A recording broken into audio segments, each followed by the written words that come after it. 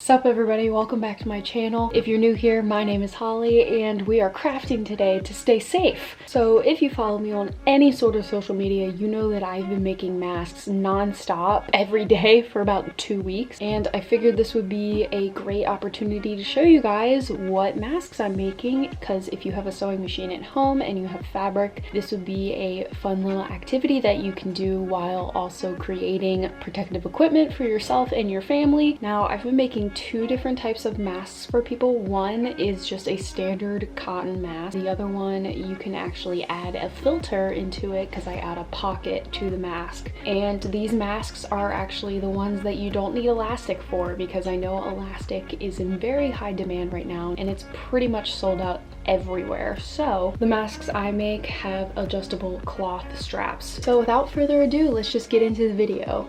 I have a friend wanting to say hi. Hold on. Piper.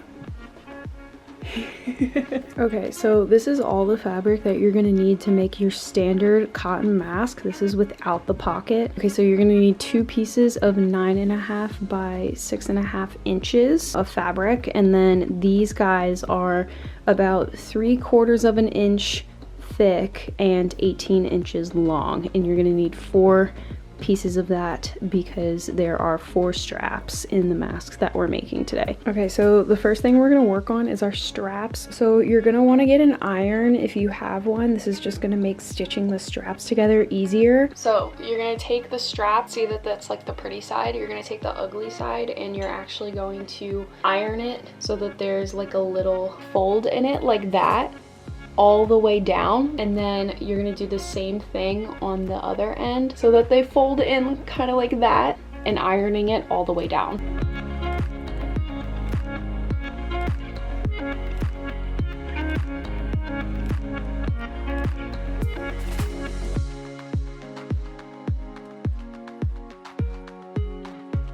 Okay, and then once they're ironed down like this, you're actually gonna wanna take both outside pieces again and fold them in half, and then you can iron them all the way down like that, and as you can see, you're starting to get the shape of your straps. So go ahead and just iron that folded in half all the way down, and then after you're done that, you're gonna want to do the 3 other straps for your masks. All right, y'all, so this is when you get to go to your sewing machine and pick out any sort of thread that matches, or any thread that you have. Now that they're all ironed out the way that they're supposed to be, it's gonna be much easier to sew them. So basically what you want to do is you just want to stitch straight down the middle of the strap, and you do that for all 4 straps, and make sure you back stitch on each end of your strap.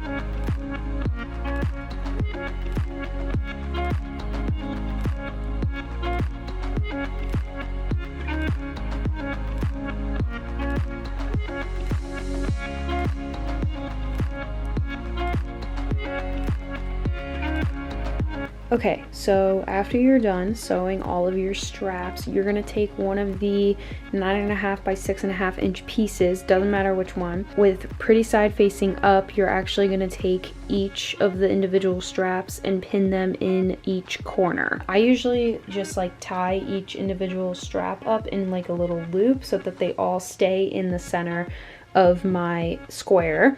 And then you're gonna want to flip this pretty sides down. This is the other piece of 9.5 by 6.5 inch fabric, and you're gonna want to pin the 4 sides. 1, 2, 3, 4 is where I would put a pin.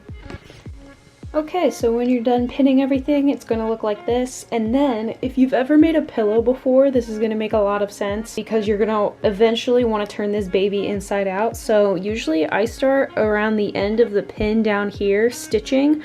I'll back stitch here, go all the way around the perimeter of the mask, and then end where the start of the pin is right here. So you have about 1.5 inch, 2 inch gap right here, so you have room to turn it inside out. I try and back stitch over each little strap just to make sure they're secure in place. And when you're stitching around, I think it's 1/4 of an inch is what I do away from the edge of the fabric. So it's not that much at all. You're not losing a lot of space. And I'm gonna go ahead and do that right now.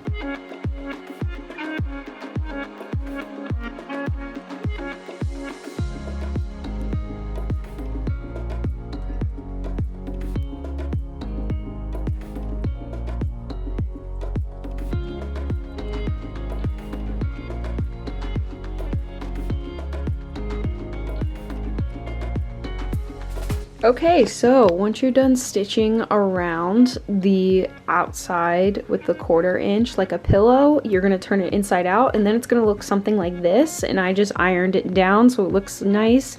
And then to close in the gap at the top, bottom, whichever end you want it to be on, I just did a simple stitch all the way across the one edge. Now, this is the point in the video that if you want a pocket in your mask, you need to skip to this timestamp right now, and I will show you how to make the rest of your mask with a filter pocket. If not, stick around, we're almost done. All we have to do is make the pleats in your mask so that it's easier to fit around your face. Okay, so to make pleats in your mask, you're basically gonna take your mask 3 times and make little pleats like that. I don't have 2 hands to show you right now, but basically I do 1 pleat at a time and I pin it down. Once I do that, I will come back and show you guys what to do next.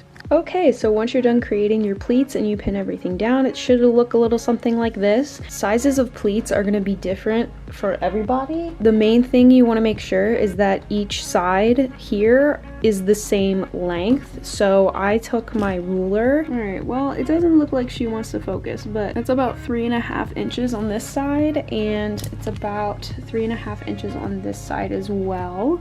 It's not perfect, but each of these sides you want to be anywhere from 3 inches to 3.5 inches. It just depends on how big your pleats are. And then what you're gonna do next is you're actually gonna stitch along each side of your mask.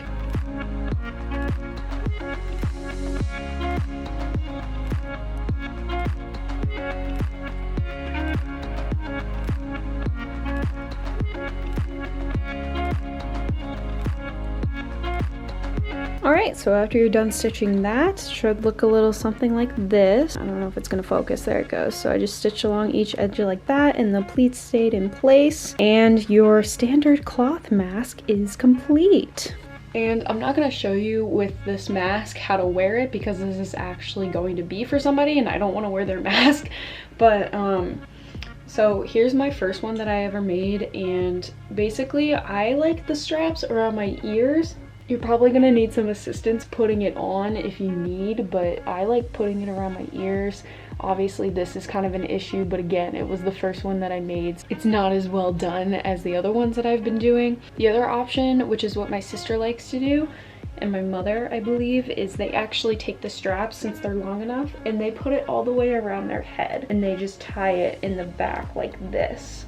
So obviously the bottom ones have to be tied as well. Might be a more secure way of doing things if you're at work and you know you're gonna be around a bunch of people, but that's what I like about these cloth straps instead of using elastic, because even though it's a little more work and a little more material you have to use, it's probably gonna be more secure around your head and behind your ears than elastic would be, and then you don't have to guess sizes or anything like that. And also with these, since they're 100% cotton, you can actually wash them. I would suggest, unless you know if your fabric is pre-shrunk or not, wash it with cold water and let it air dry. Don't put it in the dryer, because if it's not pre-shrunk fabric, it will shrink and then you're gonna run into some issues. So that is my suggestion on that. Hey guys, so if you skip to this part of the video, you're trying to put a pocket on your mask.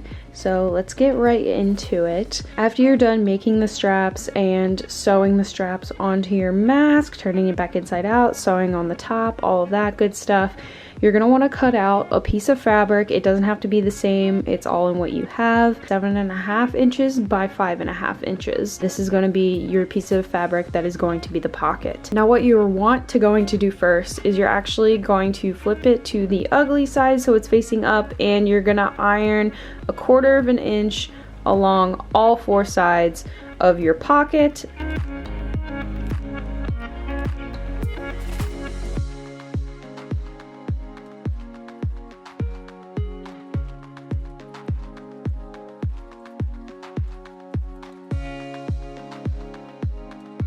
Okay, so after all of the sides are ironed down, you're actually going to take the sewing machine and go along the perimeter of the piece of fabric. Okay, so after you do the edges of your pocket square, then you are going to pin the 3 sides to your mask. It's important that you don't pin this top part because you don't want to sew the top, because you want your filter to be able to go in the pocket. So now you're just going to sew along the 3 edges of your pocket square.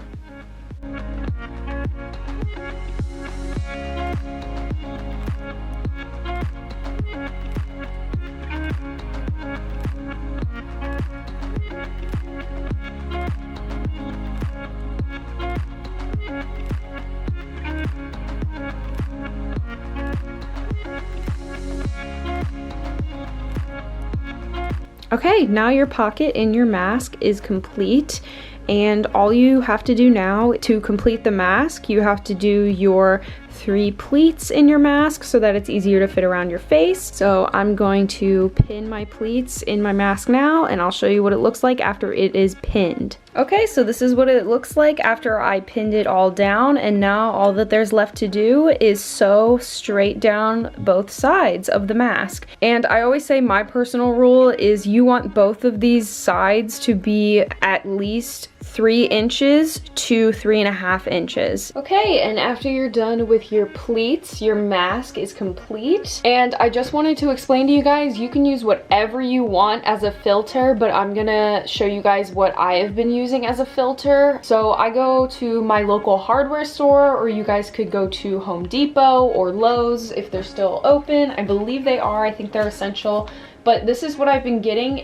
The brand is Do It Best, but it's an Allergen Pro air filter. So basically they're furnace filters. And I've been getting the MERV 10. I know MERV 13 is the strongest you can get and is the most recommended. However, MERV 10, it still says it's helping to block virus carriers. I don't know if you guys can read that down there. But basically, this still helps prevent virus carriers from getting into your air at home, or in this case, in your mouth, in your nose, breathing it in. So basically, what I do is I just tear the plastic open and then tear the cardboard apart, so you're left with just the filter and this metal grid stuff.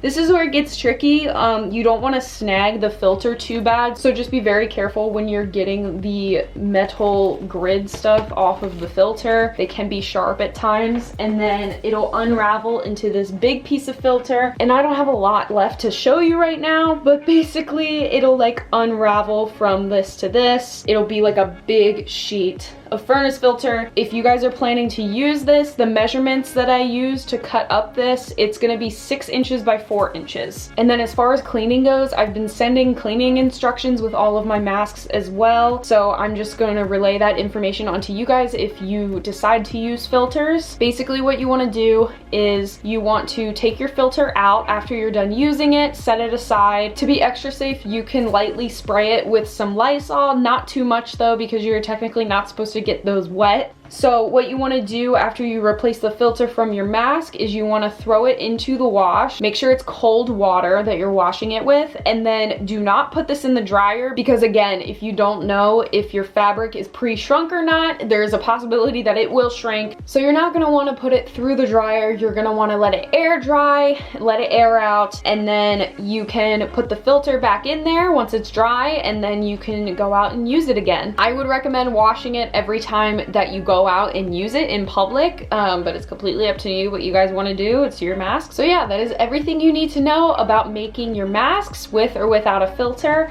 I hope you guys enjoyed this video and found it very informative in order to keep you, your family, and your friends safe. If you guys have any questions about anything, leave me comments below or DM me on Instagram. Give this video a like if you haven't already. Go subscribe to me down below. Comment below if you guys have any ideas on what you want to see from me next. Stay safe and stay positive through this trying time. As always, I'll see you in the next one. Bye.